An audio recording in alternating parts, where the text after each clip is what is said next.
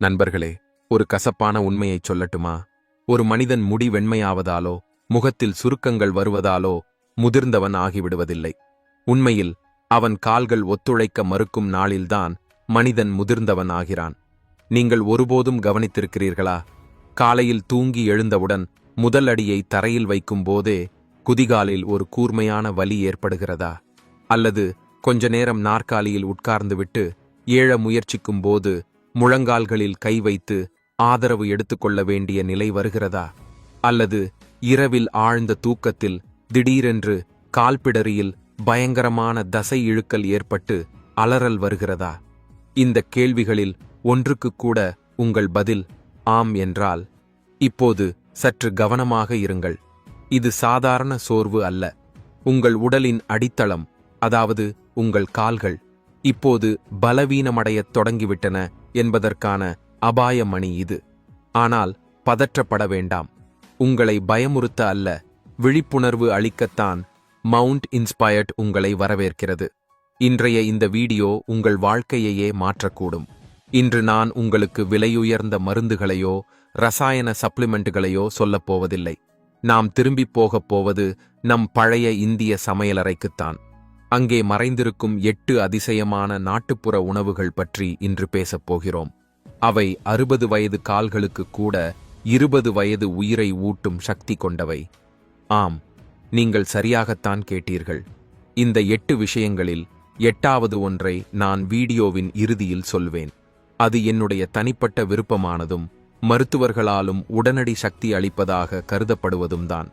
முதுமையில் யாரையும் சார்ந்து வாழ வேண்டிய நிலை வரக்கூடாது என்று நீங்கள் விரும்பினால், உங்கள் பேரன் பேத்திகளுடன் ஓடி விளையாட வேண்டும் என்று நினைத்தால், இந்த வீடியோவை ஒரு வினாடி கூட ஸ்கிப் செய்யாதீர்கள். ஏனெனில் அரைகுறை தகவல் நோயை விட ஆபத்தானது. ஆகவே பலவீனத்திலிருந்து பலத்துக்கான பயணத்தை இப்போது தொடங்குவோம். தீர்வை அறியும் முன் நம் கால்களில் இந்த பலவீனம் ஏன் வருகிறது என்பதை முதலில் புரிந்து கொள்ள வேண்டும். நேற்று வரை மலை ஏறிய கால்கள் இன்று 4 அடிகள் நடக்கவே நடுங்குவது ஏன்? மருத்துவ அறிவியலில் இதை சார்கோபீனியா என்று சொல்கிறார்கள். எளிய வார்த்தையில் சொன்னால், ஒரு பழைய கட்டிடத்தின் சுவர்கள் காலப்போக்கில் சிதைவது போல் 40 வயதுக்குப் பிறகு நம் உடல் மெதுவாக தசைகளை இழக்கத் தொடங்குகிறது. ஒவ்வொரு ஆண்டும் தசைகள் சிறிது சிறிதாக குறைந்து கொண்டே போகின்றன. இதோடு சேர்ந்து இன்னொரு பெரிய பிரச்சனையும் நடக்கிறது. வயது அதிகரிக்கும் போது உணவில் உள்ள கால்சியம், வைட்டமின் டி, புரதம் ஆகியவற்றை நம் செரிமான அமைப்பு சரியாக உறிஞ்ச முடியாமல் போகிறது.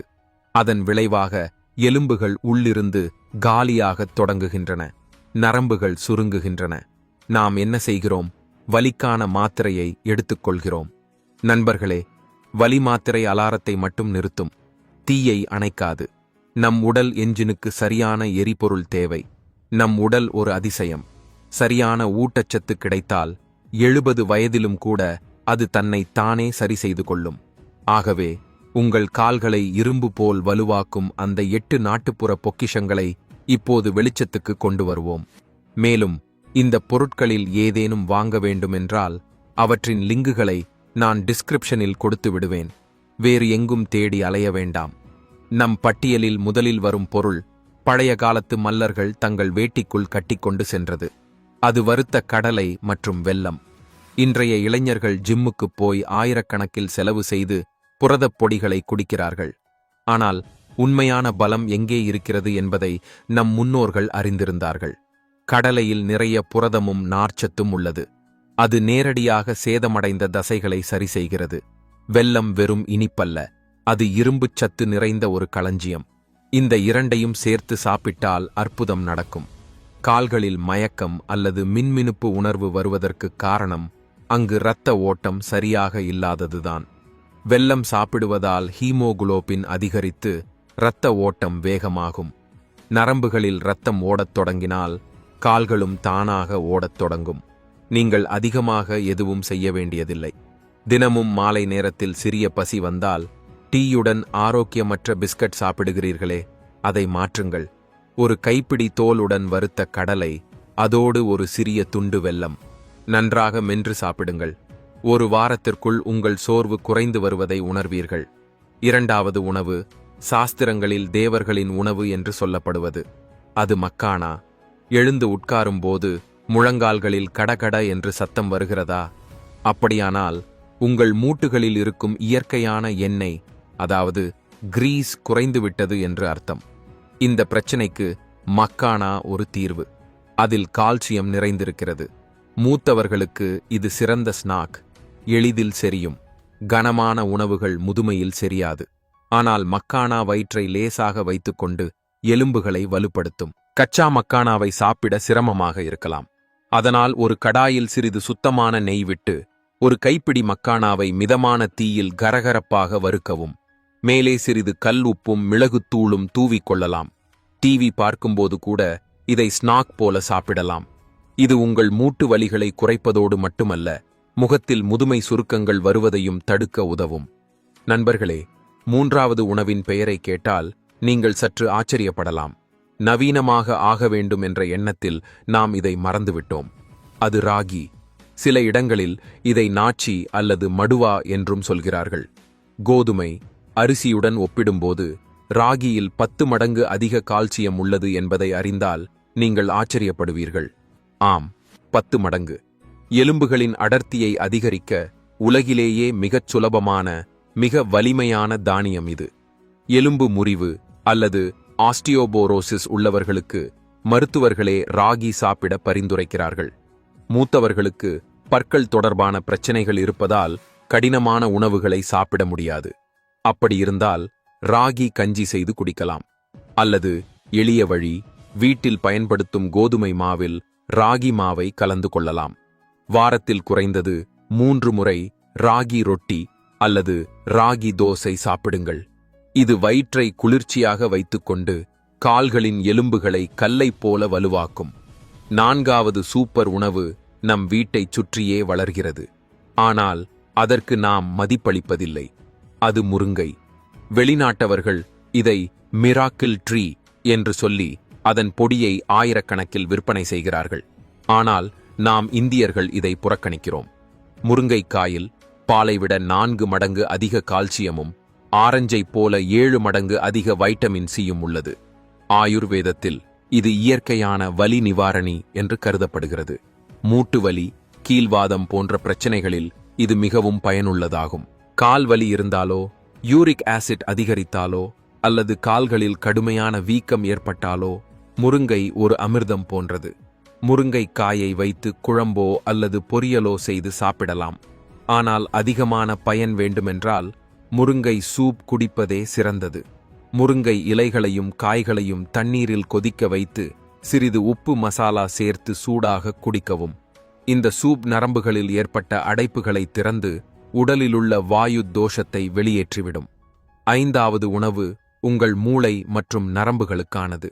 பல நேரங்களில் கால்களில் சக்தி இருக்கும்.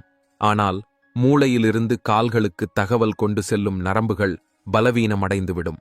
அதனால் நடக்கும்போது கால்கள் தடுமாறும். இங்கே உதவுவது வால்நட் மற்றும் பாதாம். வால்நட்டின் வடிவமே மனித மூளை போல் இருப்பது ஒரு தற்செயல் அல்ல. அதில் ஓமேகா 3 கொழுப்பு அமிலங்கள் உள்ளன. அவை நரம்புகள் உலராமல் காக்கும். பாதாமில் உள்ள வைட்டமின் இ தசைகளை வலுப்படுத்தும். ஆனால் கவனியுங்கள், இவற்றை உலர்ந்தபடியே ஒருபோதும் சாப்பிடாதீர்கள். முதுமையில் செரிமான சக்தி குறைந்து விடுகிறது. உலர்பருப்புகள் உடலை சூடாக்கும். சரியாக செரியாது.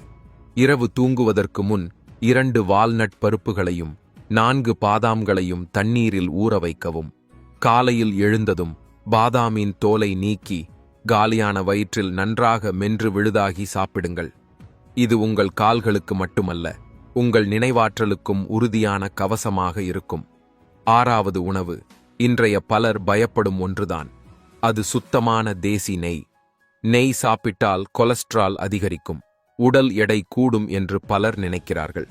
நண்பர்களே, அது அரை உண்மை. ரிஃபைன்ட் எண்ணெய் விஷம். ஆனால் மாட்டின் சுத்தமான நெய் மருந்து. ஒரு கதவின் குவியல் துருப்பிடித்து சத்தம் எழுப்பினால் அதில் எண்ணெய் அல்லது கிரீஸ் தடவுவோம் அல்லவா? அதேபோல் நம் முழங்கால், இடுப்பு மூட்டுகளும் குவியல்கள் போன்றதே. உடலில் உலர்ச்சி அதிகரித்தால் வலி ஆரம்பமாகிறது. நெய் மூட்டுகளுக்கு மென்மையை அளிக்கிறது. எலும்புகள் ஒன்றோடொன்று உரசாமல் காக்கிறது. நீங்கள் நெய் குடிக்க வேண்டியதில்லை. தினமும் ஒரு சிறிய கரண்டி நெய்யை சமைத்த உணவின் மேல், பருப்பு அல்லது ரொட்டியின் மேல் கச்சையாக ஊற்றி சாப்பிடுங்கள். அதை வேக வைக்க வேண்டாம். இப்படியே மேலிருந்து சேர்க்க வேண்டும். இது வாயுத்தோஷத்தை சமப்படுத்தும். ஆயுர்வேதத்தின்படி முதுமையில் வரும் 90% வலிகள் வாயுத்தோஷத்தினால்தான். அதை அமைதிப்படுத்தும் மிகப்பெரிய வழி நெய்தான். 7வது உணவு, ஒவ்வொரு இந்திய அம்மாவுக்கும் தெரிந்த பாரம்பரிய மருந்து, மஞ்சள் பால். ஆனால் அதைச் செய்யும் சரியான முறையை 90% மக்கள் அறியவில்லை. இரவில் தூங்கும்போது கால்களில் பதற்றம், வலி அல்லது ரெஸ்ட்லெஸ் லெக் சிண்ட்ரோம் இருந்தால் இந்த பால் உங்களுக்கு அமிர்தம். மஞ்சளில் உள்ள குர்குமின் வீக்கத்தை குறைக்கும். ஆனால் வெறும் பாலில் மஞ்சள் கலந்து குடித்தால் முழு பயன் கிடைக்காது.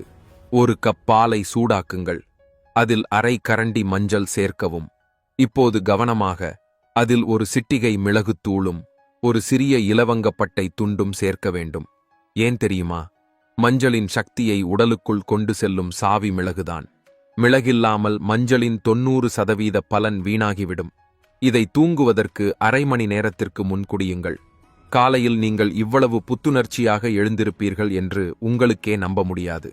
இப்போது என் தனிப்பட்ட விருப்பமான 8வது உணவின் முறை, பேரீச்சம்பழம். முதியவர்கள் அடிக்கடி சொல்லும் புகார் என்ன? மகனே, உடலில் தைரியம் இல்லை, உடல் சோர்ந்து போகிறது என்பதுதான். பேரீச்சம்பழம் இயற்கை கொடுத்த சக்தி காப்சியூல். இதில் பொட்டாசியம் மற்றும் மெக்னீசியம் நிறைந்துள்ளன. கால்களில் ஏற்படும் தசை இழுக்கலுக்கான மிகப்பெரிய காரணம் பொட்டாசியம் குறைபாடுதான் என்பதை நீங்கள் அறிவீர்களா? நாளில் எப்போது வேண்டுமானாலும் சோர்வு உணர்ந்தால் 2 பேரீச்சம்பழம் சாப்பிடுங்கள். அல்லது 2 பேரீச்சம்பழங்களை பாலில் கொதிக்க வைத்து அந்த பாலை குடித்து பழங்களை மென்று சாப்பிடுங்கள்.